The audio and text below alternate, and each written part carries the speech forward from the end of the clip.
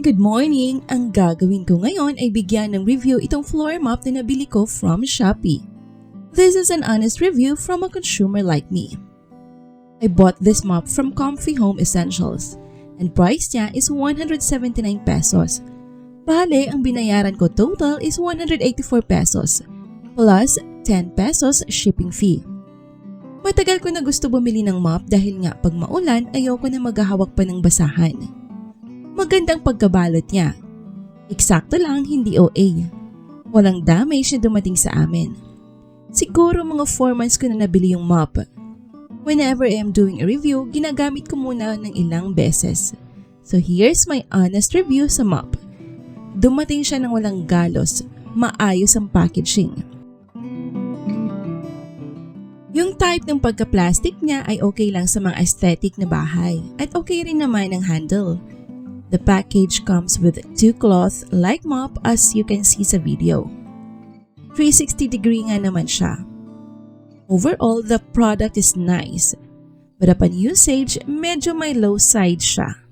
As you can see sa video, may dalawang rectangular space kung saan ilalagay mo the other side yung tubig. At sa kabila naman kung paano siya mag-squeeze or medyo bawasan yung tutulong tubig from the mop. If ever sobrang dumi ng sahig mo, kahit punuin mo ng tubig ang balde ng mop na lagayan ng tubig, hindi pa rin siya fully submerged.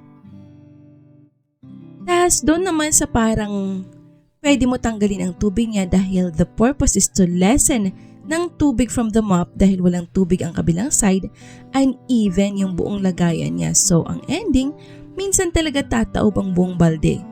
At pag naglinis ka ng balde dahil sa dumi, imbis na hassle-free, need mo tanggalin yung grayish na nakapatong sa ibabaw dahil ang mga dumi sumasabit sa gilid-gilid ng lid niya.